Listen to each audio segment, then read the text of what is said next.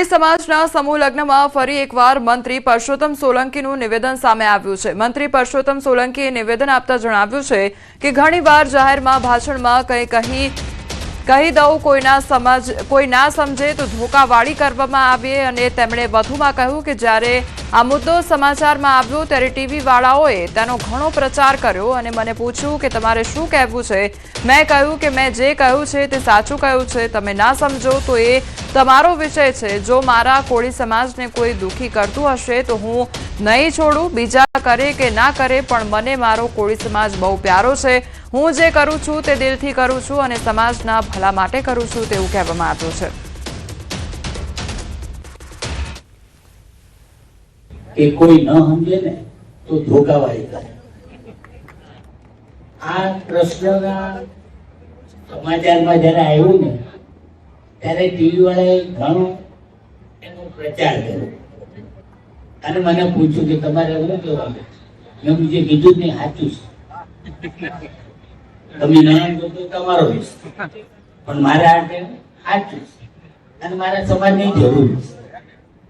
એ નહીં સમજે તો કોણ સમજે? એટલે મારો સમાજ સમજે અને હું કહું છું સમાજે સમજે, એટલે મારે બધું કઈ વાત કરવાની જરૂર નથી। મારા સમાજને કોઈ દુઃખી કરશે ને તો હું નહીં છું, એ લોકો કરે કે ના કરે, પણ મને મારો કોળી સમાજ બહુ પ્યારો છે। ઉના કોળી સમાજના સમૂહ લગ્નોત્સવમાં રાજુલાના ધારાસભ્ય હીરા સોલંકીએ શાયરના અંદાજમાં કહ્યું, तेरे दिन अच्छे हैं तो मुझसे किनारा कर ले, हम तो बुरे लोग हैं, बुरे वक्त में काम आते हैं। શાયરી પછી જેમણે ઉમેર્યું, જેને જે સમજવું હોય તે સમજે, અમને જેવો સમજવું હોય તેવો સમજજો, પરંતુ જ્યારે તમારો ખરાબ સમય આવશે ત્યારે પરસોત્તમ સોલંકી અને હીરા સોલંકીના પરિવારને યાદ કરજો, અમે તમારી પડખે ઊભા રહીશું। तेरे दिन अच्छे हैं तो मुझसे किनारा कर ले, तेरे दिन अच्छे हैं तो मुझसे किनारा कर ले, हम तो बुरे लोग हैं, बुरे वक्त में काम आते हैं। हमने जेवा समझवो एवा समझे, पण हमारे जे समय તમારો બુરો વખત આવશે ને એ સમયે તમને કોઈ દેખાય કે ન દેખાય, પરસોત્તમભાઈ ને હાકલ કરજો, હીરાલાલ સોલંકી ને હાકલ કરજો, દિવેશ ને હાકલ કરજો, આ ચેતન કુમાર ને આ જમાયો બેઠા છે, હાકલ કરજો, તમારો જમણો બંધ બનીને તમારા પડખે ઉભા રહેવાના સંપૂર્ણ પ્રયત્ન કરજો। આજે ગ્રુપ સમાજે પ્રેમ આપ્યું। ધામ દ્વારકા અને વિશ્વ પ્રસિદ્ધ નાગેશ્વર જ્યોતિર્લિંગને જોડતો મુખ્ય માર્ગ હાલ અત્યંત દયનીય હાલતમાં છે, જેના કારણે સ્થાનિકો સહિત દેશભરમાંથી આવતા યાત્રાળુઓ ભારે હાલાકી ભોગવી રહ્યા છે। આશરે 16 કિલોમીટર લાંબો આ માર્ગ સામાન્ય રીતે 20 મિનિટમાં પૂર્ણ થતો હોવા છતાં ખાડાઓ, તૂટેલા રોડ અને ધૂળના કારણે કલાકો સુધી મુસાફરી કરવી પડે છે। ખાસ કરીને ટુ વ્હીલર ચાલકો માટે માર્ગ જોખમરૂપ બન્યો છે અને વારંવાર નાના મોટા અકસ્માતોની ઘટનાઓ સામે આવતી હોય છે। ત્યારે દ્વારકાથી નાગેશ્વર ઉપરાંત ગોપી તળાવ, બેટ દ્વારકા અને દ્વારકા તાલુકાના 15 જેટલા ગામડાઓને જોડતો આ મહત્વપૂર્ણ માર્ગ છે, છતાં અનેક રજૂઆતો બાદ પણ તંત્ર દ્વારા યોગ્ય મરામત ન થતા સ્થાનિકો અને યાત્રાળુઓમાં ભારે રોષ છે અને તાત્કાલિક ધોરણે રોડનું રીસર્ફેસિંગ અને મરામત કરવાની ઉગ્ર માંગ ઉઠી છે। નાગેશ્વર જઈએ છીએ, તમને ખ્યાલ છે દ્વારકા અને નાગેશ્વર છે એ બંને તીર્થ સ્થળ છે। હવે આ રસ્તો છે ને એ ઓલમોસ્ટ 10 થી 15 કિલોમીટર જેટલો છે, પણ આમાં ઓલમોસ્ટ અમારી એક કલાક જેટલી જતી રહે છે। તો મારી સરકારશ્રીને અને અહીંની નગરપાલિકાને ખાસ વિનંતી છે કે આ રસ્તો ખાલી આ બેટ તીર્થ સ્થળ માટે જ નહીં, અહીંના ગામ લોકો માટે બી હશે તો આનું યોગ્ય સમયે સમારકામ અને યોગ્ય રીતે સારવાર થવી જોઈએ નહીં। પણ આ રસ્તો બહુ ખરાબ છે, યાત્રીઓ માટે બહુ મુશ્કેલ છે। આ રસ્તો જરૂરથી સારી રીતના સુધરી જાય અને સારી રીતના વ્યવસ્થા થાય, તેઓને પૂરેપૂરું ટાઈમ ટુ ટાઈમ પહોંચાતું નથી અને ટાઈમ ટુ ટાઈમ સમય આપી શકતા નથી, આખો દિવસ બરબાદ થાય છે। એના કરતા સારું કે રસ્તો સુધરી જાય તો ફટાફટ કામ આગળ વધે। સુરેન્દ્રનગર દસાડાના અંબાળા ગામે ઠાકોર સમાજનું સંમેલન અને ઠાકોર સમાજના બંધારણ અંગે સંમેલન યોજવામાં આવ્યું, તો અલ્પેશ ઠાકોર, ગેનીબેન ઠાકોર હાજર રહ્યા। દસાડા તાલુકા ક્ષત્રિય ઠાકોર સમાજના નવા બંધારણ અંગે સંમેલન યોજવામાં આવ્યું। ઠાકોર સમાજના આગેવાનો અલ્પેશ ઠાકોર, ગેનીબેન ઠાકોર સહિત સમાજના સાંસદો, ધારાસભ્યો, આગેવાનો, હોદ્દેદારો અને યુવાનો મોટી સંખ્યામાં ઉપસ્થિત રહ્યા। તો જાનમાં 100 લોકોએ જ જવું અને દીકરીના પિતાએ ફક્ત 21,000 સુધીનું કરિયાવર આપવું સામાજિક પ્રસંગે અને લગ્ન પ્રસંગે ડીજે પ્રથા બંધ કરવી, જન્મદિવસની ઉજવણી પણ બંધ કરવી, સગાઈમાં માત્ર 25 લોકોએ જવું અને ઓઢામણા પ્રથા બંધ કરવી, સગાઈમાં વર પક્ષ દ્વારા કન્યા પક્ષે મોબાઈલ આપવા પર પ્રતિબંધ મૂકવામાં આવ્યો છે, તો બોલામણા પ્રથા પર પ્રતિબંધ, જે પરગણું દીકરી આપે ત્યાં જ દીકરી આપવી સહિતના નિર્ણયો લેવામાં આવ્યા છે. સમાજ શિક્ષિત બને અને વ્યસન મુક્ત બને તે અંગે પણ પ્રયાસો કરવા પર અલ્પેશ ઠાકોર અને જ્ઞાનીબેન ઠાકોર દ્વારા અપીલ કરવામાં આવી. તો નવા બંધારણનું પાલન નહીં કરનાર સમાજના લોકો પાસેથી 51,000 દંડ લઈ નજીકની શૈક્ષણિક સંસ્થામાં દાન આપવામાં આવશે તેવું પણ કહેવામાં આવ્યું છે.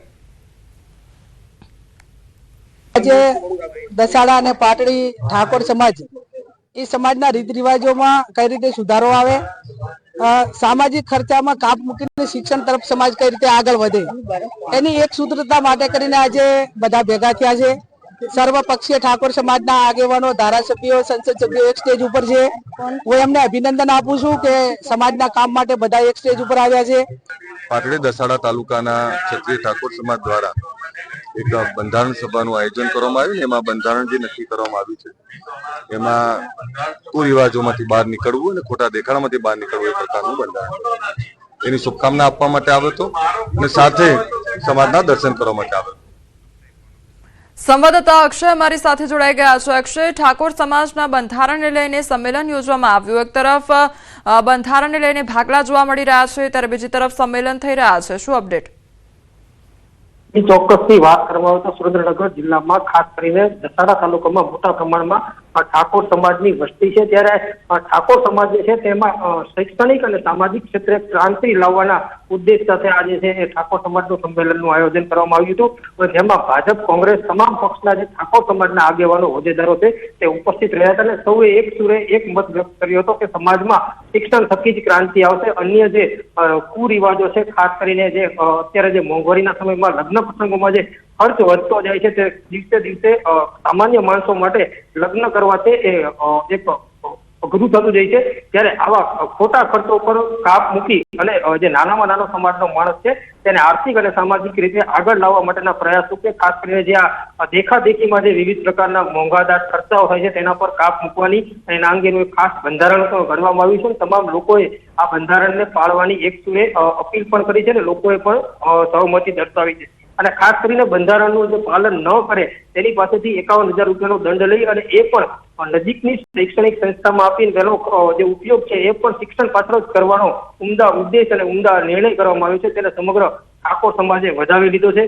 આ ઉપરાંત અગાઉ જે દારૂ સહિતના જે વ્યસનો છે તેમાં દારૂબંધી માટે વાલેવડા ગામમાં જે પોલીસ અને ગ્રામજનો વચ્ચે માથાકૂટ થઈ હતી તે બાબતે પણ અલ્પેશ ઠાકોરે લોકો, ગ્રામજનોને અને ખાસ કરીને પોલીસ તંત્રને અપીલ કરી છે કે જે ચોક્કસ ગુનેગારો છે તેમની સામે કાર્યવાહી કરવામાં આવે અને દોષિત પોલીસ કર્મચારીઓ છે તેમની સામે તંત્ર દ્વારા જો કાર્યવાહી કરવામાં નહીં આવે તો આગામી સમયમાં તેના ઉગ્ર પડઘા પણ જોવા મળે તેવી શક્યતાઓ છે. જી અક્ષય, સમગ્ર માહિતી બદલ આપનો આભાર. સમાજના બંધારણ વિવાદ અંગે મોટા સમાચાર સામે આવ્યા છે. લગ્ન પ્રસંગમાં ડીજે અંગે આવી શકે છે નવો નિર્ણય. લગ્નમાં રાસ ગરબા અને ડીજે અંગે નિયમો બદલાઈ શકે છે. તો ભાભરમાં ઠાકોર સમાજની સામાજિક બેઠક યોજવામાં આવી. ઠાકોર સમાજના બંધારણ મામલે બેઠકમાં ચર્ચા કરવામાં આવી. વાત જાણે એમ છે કે વધતી મોંઘવારીમાં ખોટા ખર્ચ પર બ્રેક લગાવવા માટે ઠાકોર સમાજનું બંધારણ ઘડવામાં આવ્યું હતું. લગ્નમાં ડીજે કે હલ્દી પ્રથા સહિતના વિવિધ નિયમો ઘડવામાં આવ્યા હતા, જેથી ખોટા ખર્ચા પર બ્રેક લગાવી શકાય. તો બંધારણ ઘડતા સમયે સમાજના લોકોએ સહમતિ પણ આપી કે અમે સમાજના બંધારણનો ભંગ નહીં કરીએ અને કેટલાક લગ્ન સમાજના બંધારણને આધીન થયા તો કેટલાક લગ્ન પ્રસંગમાં વિવાદ પણ સામે આવ્યો. તો ક્યાંક એવું પણ બન્યું કે ઠાકોર સમાજના આગેવાનના ઘરે જ લગ્ન પ્રસંગમાં ડીજે લાવવામાં આવ્યું હતું. તો બીજી તરફ ક્યાંક ઠાકોર સમાજના કલાકારો કહી રહ્યા છે કે લગ્ન પ્રસંગમાં ડીજે પર પ્રતિબંધ છે, રાસ ગરબા પર નહીં તો અને ડીજે પર પ્રતિબંધ ન મૂકવાની પણ માંગ ઉઠી રહી છે. એટલું જ નહીં, ઠાકોર સમાજના આગેવાને ન્યૂઝ 18 ગુજરાતી સાથે વાત કરતા કહ્યું કે ઠાકોર સમાજનું બંધારણ ઘડવામાં કંઈક ઉતાવળ થઈ ગઈ છે, નાની મોટી ભૂલો રહી ગઈ છે, તેના પર ધ્યાન આપી ફરી નિર્ણય કરવામાં આવશે.